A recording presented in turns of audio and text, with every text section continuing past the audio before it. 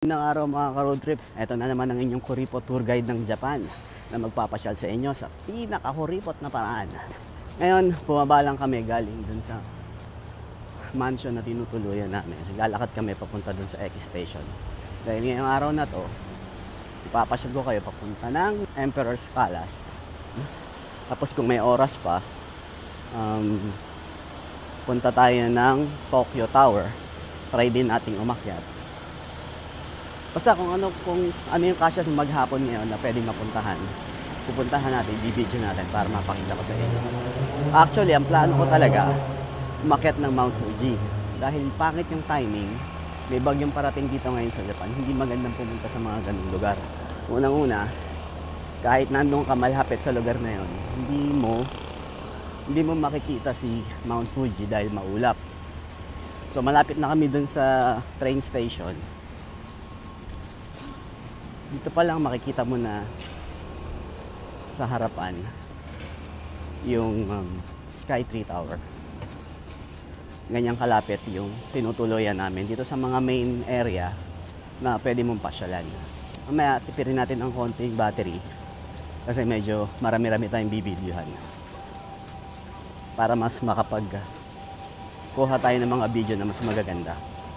So kita-kita tayo ulit. Nandito na tayo halos sa harapan ng train station. Kasi mula sa train station na to, meron na rin diyang sakayan ng mga bus. Kung ako lang mag-isa mamamasyal, talagang sa pinakamatipid na paraan ko gagawin yan. Pwede ako mag-bus, tapos kasi madalas katulad nung Imperial Palace, mula dun sa Tokyo X Station, 1.4 kilometers lang ang layo nun. Kung katulad kita na kuripot at mahilig maglakad, makakatipid ka kasi mga 15 to 20 minutes lang makakarating ka na ng libre. Wala kang dapat bayaran. Pero dahil may kasama tayo, mabilis mapagod, maya-maya lang magyayaya na mag-taxi yan. Pero ako hanggat maaari, mas gusto ko na lang mag-bus na lang muna. Ngayon try natin mag-bus para mapakita ko sa inyo din kung magkano yung bayad sa bus, kung gaano kalayo yung distansya. Andun yung sakayan ng bus, Noriba, tawag nila sa Japanese. So nandyan lahat ng mga lugar na pwede mong puntahan. May mga platform dyan. Kung hindi mo kabisado, may mga police naman dyan, nag-a-assist. Pwede mong tanungin kung ano yung sasakyan ng bus. Siyempre pag first timer ka, normal lang yung magtatanong. Hindi ka masyado magmagaling. Ako nga medyo matagal-tagal na rito pero ganun pa rin. Nakakaintindi ng konti. Pero pagdating sa huli, para sigurado, hindi aksaya yung oras kasi pag nagkamali ka ng sakay. Pag nagkamali ka ng sakay dito, sigurado sayang ang oras. So kung hindi sigurado, pwede ka naman mag-tanong. Huwag ka magbida-bida. Eto, tignan nyo kung gaano kalinis dito. Ito yung main station. Yan si tata naglalakad. Naniguro na, bumili na ng payong. Eto, lugar ng mga sunog baga. Tingnan naman kung gaano kaganda yung lugar ng sunog baga sa kanila. Dito kasi, hindi pa pwedeng naninigarilyo ka habang naglalakad sa mga public na kalsada. So, ito yung bus station. Magtatanong lang tayo. Are, bus no map? Hai.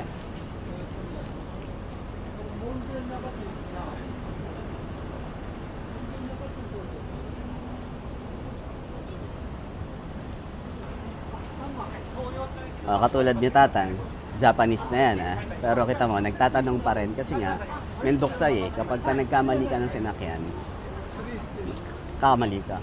Muko desu ka? 3番です。あれダイレクトですか? Yokatta ne. Ayun, may direct na bus.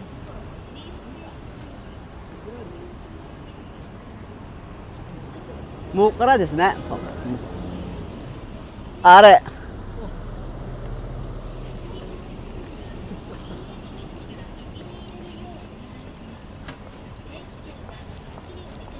Dito hindi tayo magmamagaling. Kahit yung mga pagkakamali namin na gagawin, ipapakita ko sa inyo para makita niyo yung mga mali. Hindi nyo nagagayahin, di ba?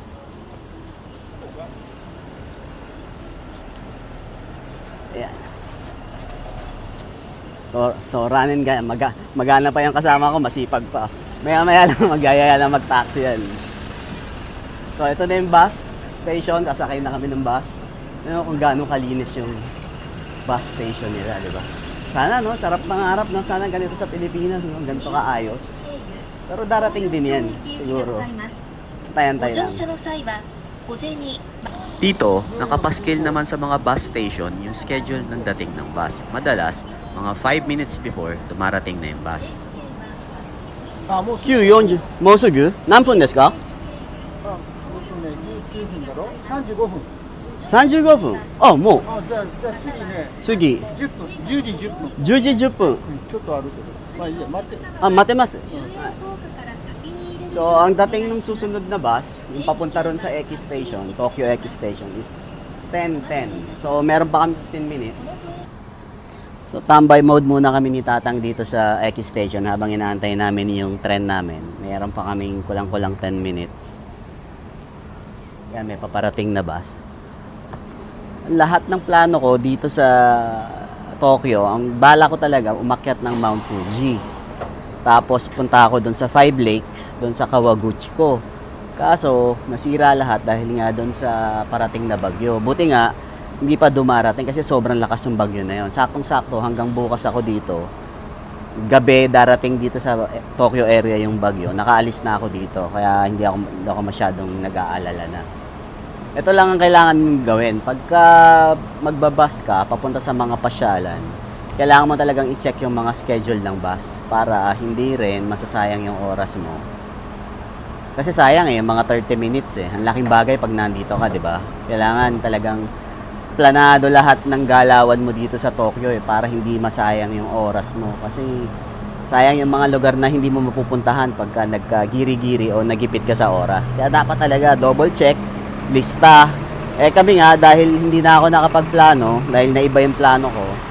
Kaya ganito na lang, yung plano namin, bara-bara na lang kung saan makarating yung bus. Ang bawat isa na binayaran namin mula dito sa station, saan kami galing, is 220 yan hanggang doon sa Tokyo Eki Station. Ganun lang siya kamura. So kung talagang gusto mo magtipid, gusto mo magkuripot, pagka mamasyal ka dito sa Tokyo, pag-aralan mo kung paano mag-bus, mag-public transportation, dahil yun ang isa sa pinakamabilis na paraan. Pero kung nakaka-LL ka naman, go, taxi ka na lang, marami ka namang pera.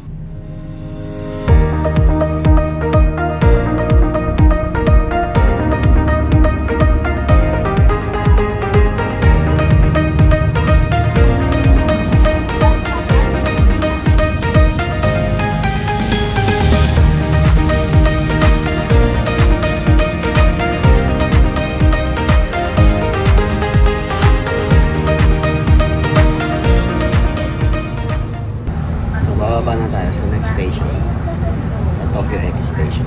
So dumating tayo eksakto 10:57. Wala pa, alas 1 minute pa. So halos 50 minutes din yung travel time mula dun sa pinagalingan natin sa Kinsho Station.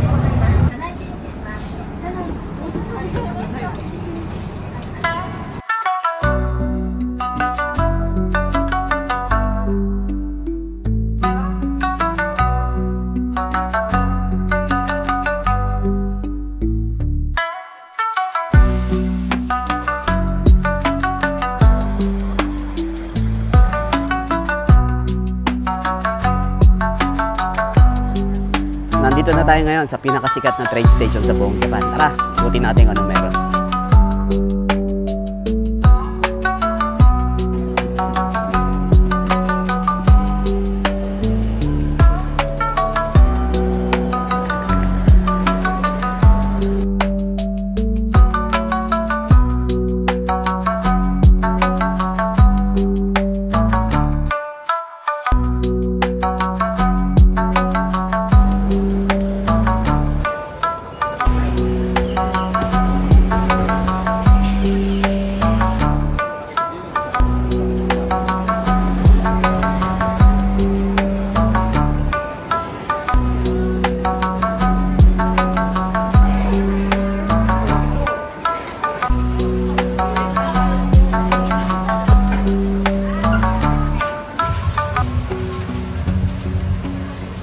Tayo dito sa Tokyo Eki Station.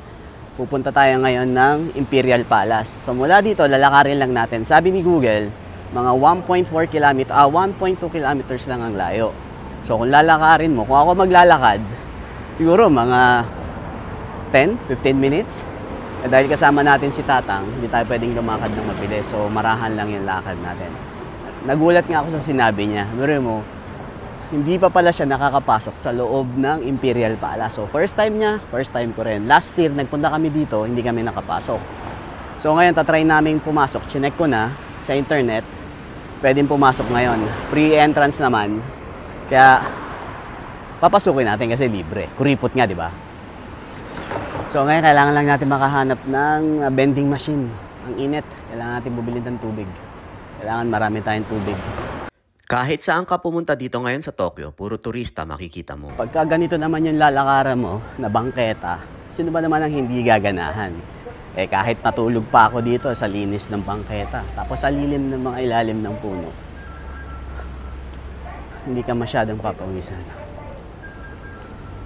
Oh! So walk mode. Hindi naman kalayuan, tsaka swerte din. Mainit nga, pero hindi naman tirik yung araw, kaya okay lang. Dito sa Japan, kahit saan ka tumawid, maririnig mo yung ibon na yan. Piyok! Piyok!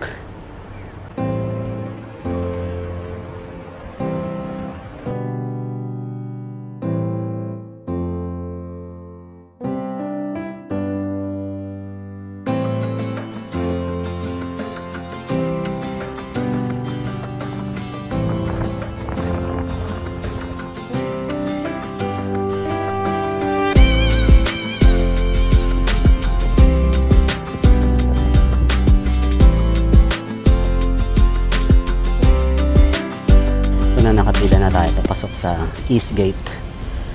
Dito pala yung pasukan. Ayan sa Tatang na. Okay na, makakapasok na tayo. Akala ko hindi tayo makakapasok. Akala namin tapos na yung oras. Pero nagbabadya na yung ulan. Sana huwag mo nang bumuhos.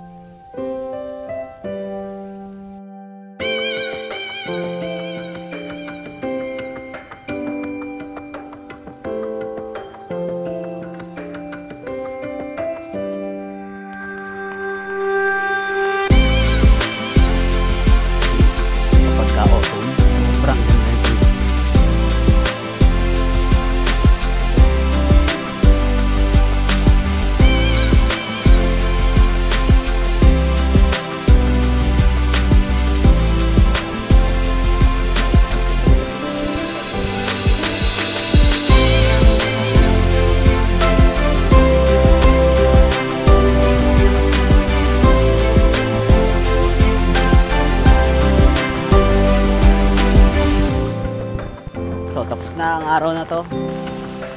Ayoko pa sanang umuwi dahil marami pa akong balak puntahan, pero panahon na nagsabi para umuwi kami. Dito ko natatapusin ang video na to. Hanggang sa muli, kita-kita tayo sa road trip.